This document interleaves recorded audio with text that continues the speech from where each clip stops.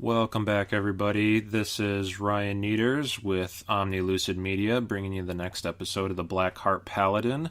I'm doing something a little different this time, just going to do the audio only for this one. I got to get kind of used to the system here so that I can start having guests come on, and that'll only be audio that I'd be able to do with that. So, I wanted to make sure I got everything working right. If anybody misses seeing my face for these, definitely let me know, and I can keep doing the video ones. This will probably be the only audio one that I do when it's just being by myself, but we'll go from there. So, this episode is going to be on giving yourself a break sometimes and taking care of yourself, which that can be pretty hard to do when you're dealing with mental health issues, and trying to remember to take care of yourself it sounds easy enough, but a lot of times we seem to forget about it because there's just so much going on in our heads, and it's just everything gets a lot tougher when you're dealing with these, even just simply taking care of yourself. And when I'm saying taking care of yourself, I'm mostly going to be talking about taking care of yourself in more of a mental health capacity, or just giving yourself a break. What I mean by that, so for an example that I chose to use for this was when I was in Iraq. I was out there with the guys, and we would go out on missions all of the time. Typically with these missions, most of the trucks would go out, but one would always stay back every mission just to give that truck and those guys a break, so that not everybody was going 24/7. And we are still human. You do still need to take a break and actually rest sometimes.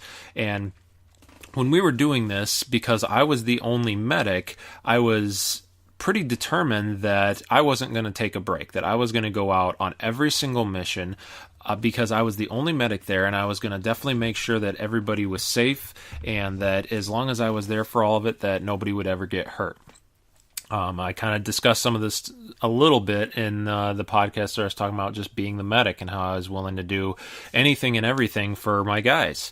So this was one of those things. So for a few months, I can't remember exactly how many months, but basically, like I said, I was going out on every single mission, every single day that we were going out on missions. And it was pretty quickly I started realizing that I was just getting exhausted, that I was actually really starting to hurt. The exhaustion wasn't what was really getting to me. What was happening was that I was starting to have a lot of trouble with my back, and just overall muscle fatigue and pain, and just body pains. One of the times when we went back in to the main base, the main American base there, and I went in and I talked to a doctor about it, and they did some x-rays and they checked it out and all of that, and they had told me that I actually had scoliosis already, something that I'd never had before. For anybody that's not aware of what that is, that's when you start to have a bend or curvature in your spine. So because of the fact that I was going out and I constantly had all the weight of my gear on me, which, as I've said before, my gear could be anywhere from, just my aid bag alone, depending on what we were doing, how long we were going to be out, it would be anywhere from 65 to 90 pounds just itself. So I typically had around an extra 150 pounds of gear on me whenever we went out on mission. So when I kept doing this and kept putting myself through all of this, going through all these missions with that much weight on there, it had slowly started to curve my spine. And not only that, the doctor warned me that there were signs of stress fractures forming as well. That's one I'm not even sure if I usually talked about most of the stuff with my buddy Mike Fatz, and I'm not sure if I even told him about that part.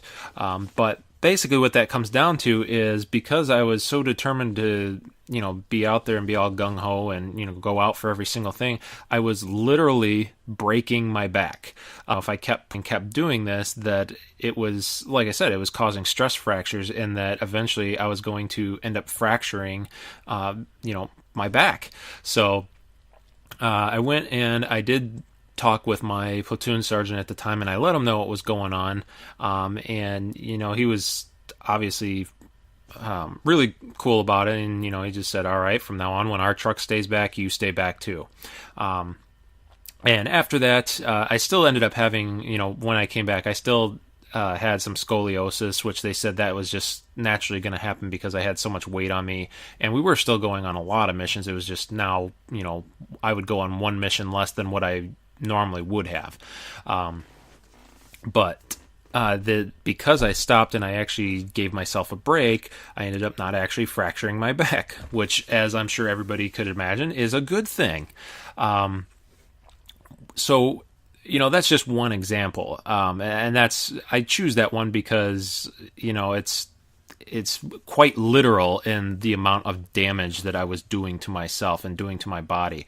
And at that point, like I said, I was getting exhausted as well. So if I would have kept going, who knows what kind of, mental damage that would have done to me to just constantly be running myself to exhaustion, and not getting, enough sleep and enough rest and whatnot and everything like that. So, but that's something definitely to carry over with you. Now, if you are dealing with mental illness or PTSD in my case, where, when I came back, that was something that I had to kind of learn again, even though I had, this very real experience with it. But, when you're going through the mental health and depression and everything that goes along with that, it just seems like nothing is going to help.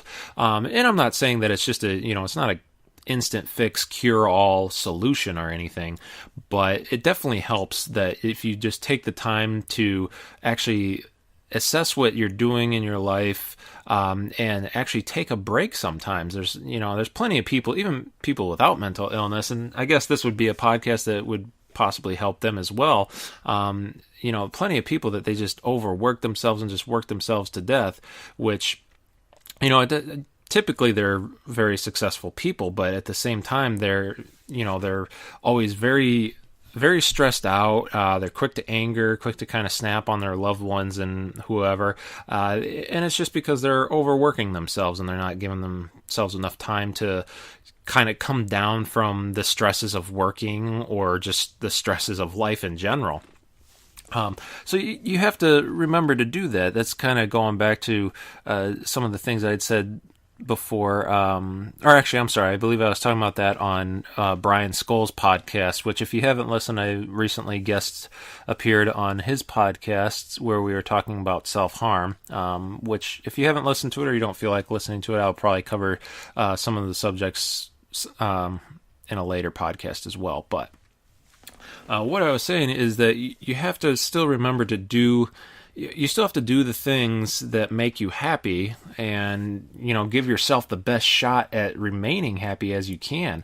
And again, when you're going through depression and going through all these things and thoughts and everything else that might be going on with you, it's pretty easy to, just decide, oh, well, I guess I'm never going to be happy again. Or, just to stop taking care of yourself on in a mental health sort of way. That was another one that I had done when I was going to school. There was plenty of times when I would be, I was working at the time and I was going to school at night. So I was going to college at night, and plenty of times where just like that, I was, working myself a lot to, to better myself. But at the same time, I was still dealing with depression and anger and all of the PTSD. And, there were just days when I flat out just said, you know what, I'm going to have to skip class today. It's like I need the night to actually chill out, relax, come down off of whatever stresses of the day. I don't remember any off the top of my head, but I'm sure there were days when I probably, had to call into work for the same reason. Just where I just needed a mental health day, which is something that I have heard of, random I guess employers that actually do have mental health days, which to me it just seems so crazy that somebody actually cares that much to do it. Unfortunately, most employers don't.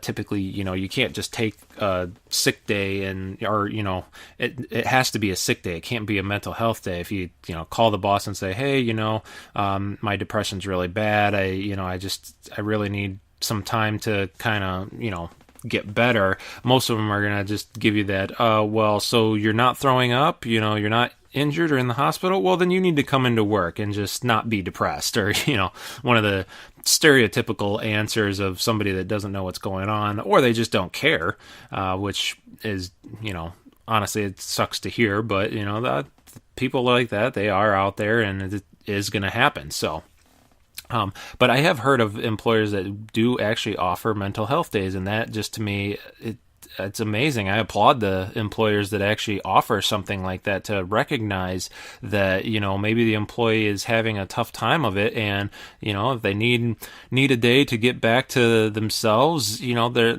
not only is it going to help them, but it's going to help you because they're going to perform better at work. If you have somebody that's sitting there struggling with these things and they just keep pushing and pushing, they're going to slowly, start to have bad days at work that are just going to get worse as time goes on, because it's just compounding, and all the stresses and everything that's going on is just building and building. Whereas if that person is allowed to just take a mental health day, kind of take a break from it and step back and kind of reassess what's going on, or maybe do some of the techniques that they need to. Maybe if they're seeing a psychiatrist or counselor or anything like that, that they have a day to go and do that. Unfortunately, I think any time that I would have to go, you can't just say, oh, well, I have to go see my psychiatrist. You have to say, oh, well, I have a doctor's appointment, and go from there. And unfortunately, especially in the beginning stages, I know whenever I would see my psychiatrist, it was, it would basically wipe me out for the day, the entire day, just because I'm talking about these really stressful situations, and I'm talking about all these bad things that I had gone through, and that were the things that are bugging me the most. And that really, it gets you fired up, and it puts you in that depressive state, because you have to go there and recall it in order to fix it. But then when you leave, the therapy, it's like, okay, well, now I went there and I'm talking about it, but now I'm going back home, or I'm going back to work, and you're still coming down out of that anxiety, depressive state. So it's one of those where, and I'm not saying that you need a full day, but typically that's just what it turns out, because hey, I got the doctor's appointment, and that's at 9 o'clock in the morning. I'm going to go there. I'm going to wait until 9:30. I finally see the doctor, and then, I'm there for an hour. So it's 10:30. Well, now it's pretty much already, it's going to take me a half hour to get back to work. Well, then it's already lunchtime, but I'm still coming down off of this, which it usually, depending where you're at, it could take a couple hours for you to even just kind of get back, get your mind right again. Especially, again, like I said, when I was really in the thick of things, it wiped me out for the whole day. It wasn't just like, hey, I'll go home and I'll be fine in a little bit. Nowadays, yes, I can do that. I leave the doctor's office, and I'm fine right out the door, but that's because I'm a lot better off than what I was. Obviously, I wouldn't be able to do these podcasts and talk about this stuff where for anybody to listen to, and hopefully get the message and the story out there so it can help some of you guys. So that's the big thing, is just like I said, you just got to take care of yourself. You need to, sometimes if you need a break, you have to take a break. Unfortunately, those days, with the way that mental health is and depression and all that, it doesn't always fall on the weekend, which I feel is another one that most people are just like, oh, well, the weekend's coming up, so, just wait till then. Sometimes you really hit a bad depressive state, on a Wednesday or whatever day it may be, and you have to try to deal with that. And I feel like a lot of people are like, oh, well, just deal with it until the weekend, and then it'll be all better. Unfortunately, it is an illness. It's a thing that I understand that it's something that you can't see, but it's, again, I have to make those comparisons of, hey, well, if I broke my arm on Wednesday, I doubt anybody's going to say, oh, well, just don't worry about it and, wait till the weekend and then go have the doctor set it for you. I mean, that's just, you don't do that. And I feel like most people just, they don't, I guess they don't give the credit to mental health that it can be just as damaging. Everybody feels like, oh, well, it's a mental thing, so it takes, just get over it, or however it is they feel about it. So you have to remember, you have to take care of yourself. That's one where hopefully you have people that are kind of reminding you and there to kind of help you with that. But a lot of the times it's going to come down to you. You have to be willing to help yourself. You can't expect everyone to do it for you.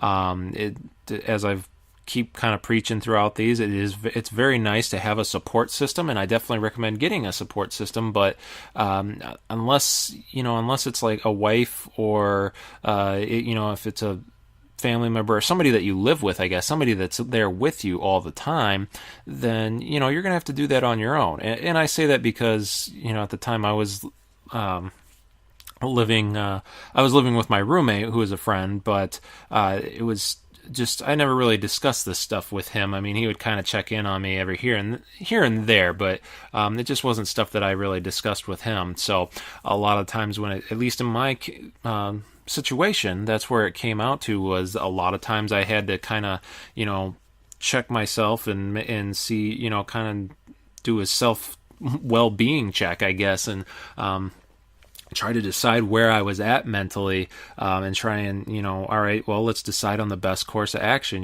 Maybe I just need a day, maybe I need a couple days, who knows? It's hard to say with that stuff. But you have to be willing to take care of yourself. And when it comes to that stuff, it's usually not too helpful if you say, hey, well, I need to take a day to, feel better. It's usually not too helpful to be like, well, I'm just going to take a day and I'm just going to sleep all day, or I'm not going to move, I'm not going to do anything, which is very tempting. Don't get me wrong at all. It's extremely tempting for it to be that way. I'm sure there were definitely days when that is pretty much what ended up happening. Not sleep all day, but definitely, like get up, go out to the couch and just kind of veg out and watch movies or something like that. With me, and that might even be a little bit different for me, because I enjoy watching movies and playing video games and stuff like that. But most of the time when I would get to that point, I would force myself to like go outside and go, if it was nice out, go kayaking, get out into nature, something that really helped me. And so I mean, you have to, like I was saying before, you have to get back to those things of, don't stop doing the things that make you happy. If it's a day that, if you're taking a day like that, I would definitely recommend doing things that make you happy. If drawing or painting makes you happy, do that. Go, if you don't have the stuff, make that your day. Go out, go to the store, buy some supplies, and paint something, completely random. Try not to think about it too much, because if you start, trying to come up with this just, oh, I'm going to, paint this immaculate painting and, all this thing, then it's going to take a lot more planning. It's probably going to stress you out. And, you're going to have to put too much thought into it that something that would take more than a day's worth of time. But, definitely just do something where you start, do quick sketches, start a drawing, if you want to start a painting or something like that, if you're really, if you think of something that you really want to do. But, sometimes it just helps to just, hey, I'm just going to throw some paint on here and see what I get. And, maybe kind of just move the paint around until I like what I have, or it might just be relaxing enough just putting paint on the canvas. If that, and again, I'm talking about painting that because that's another one that I would like to do. Definitely being creative, usually helps me whenever I'm in that state. But for everybody, it's a little different. I mean, if you like going out and, mountain biking or, like I said, kayaking, if you shopping, whatever, just pick something that makes you happy and stick with it and go out and do those things, because it's definitely, it's definitely going to help. And again, I kind of feel like I'm repeating myself a little bit on here, but but when you go, you have to just remember that it's not a cure-all. It's not, you're not going to just decide one day that, hey, I'm going to go paint a picture and suddenly my depression is gone. Well, hopefully it does. So I guess that could possibly happen, but, it's not like, hey, your depression's gone forever from, that you painted a picture one day, or, whatever it may be. There were never days when I would go out kayaking and, it would definitely help in the moment.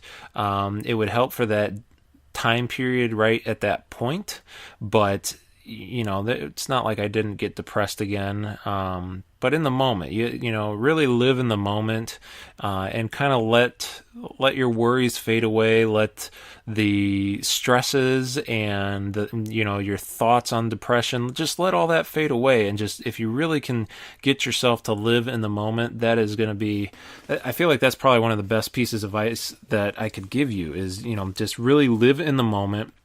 Because when you do that, it allows you to forget the things in the past that are bothering you. It allows you to not be so concerned about the future, which is something that a lot of people stress out about and worry about. But if you can really live in the moment for whatever time period you're giving yourself, you can really just let all of that go, and really enjoy what life has to offer. There's a lot of great and beautiful things out there that I feel, people, you just start to miss it because, you're doing one of those two things. You're worried about something from the past, or you're stuck on something that happened in the past, or you're panicked about the future. And when you just stop and just realize what's around you, it gives you that time to really enjoy it more and enjoy the scenery, the experiences, sights, smells, all of that. Just really take it all in, and let that help heal you. Let that help get you out of whatever state you may be in. I keep saying depression because that's, I know a lot of it was depression, or at least stemmed from that for me. But whatever may be bothering you. And then, so that's a lot of the mental health stuff, but then always as well, you do have to remember to take care of yourself physically as well. It's a lot of times when you get into that depressive state, again, it's easy to just, I'm not going to get out of bed. I'm going to, you don't shower, you're not cleaning yourself. You're not eating like you should. You're not exercising or moving around at all. And that's when I'm always talking about, go and exercise. But even at that point, just getting up and walking around is definitely going to help you. Like I said, go out, and if you just go, drive out to the mall and just walk around and window shop or something, just something where you're actually getting yourself moving. You have to remember to take care of yourself physically as well, because when you do those things, it definitely helps. It improves your mood. There's a lot of scientific research in that, especially, again, working out. I feel like I'm always kind of preaching a little bit about working out, but it gets the endorphins going, and it just makes you feel better. If you start sweating, you can kind of sweat out some of those toxins that can make you feel sluggish and just make your body just not feel as best. I don't know about as best, but feel as good as it can. So you got to remember to take care of yourself in that aspect as well. And that also helps with when, taking care of yourself. If you are spending that time with going and talking to people, talking to friends or family members or anything like that, then you're also taking care of yourself with the relationships that you do have, which is going to help you with that support structure. If you make sure that you're not kind of going lax on your relationships, then they'll be there to help you the next time, or maybe even this time. It is one of those things where you do, you can lean on people, hopefully, as long as you find that support structure, find that group or person or whoever it may be. But yeah, just kind of a short one, but it was just something I've been thinking about and really wanted to get out out there to everyone, just to remember, you got to remember to take care of yourself, definitely, and however that works out for you, or whatever you may need to do that, just remember to take a moment and kind of reflect on it, and decide what you need to do and do it. So yeah. But once again, this is Ryan with Lucid Media. As always, please like, comment, share. I really do love seeing the comments, so I hope more of you do leave me comments in that. We're only trying to grow the Lucid group, and we're getting some t-shirts now as well. Once we put those up on the Facebook page, if you would like a t-shirt just to show your support, that would be, we'd love to get those out there. I'd love to see, I can't wait to actually see people wearing them around. That would be just amazing for me. But like I said, just seeing comments and all that really lets me know that this is helping you guys, or helping someone, and I truly hope it is. So until next time, as always, be excellent to one another.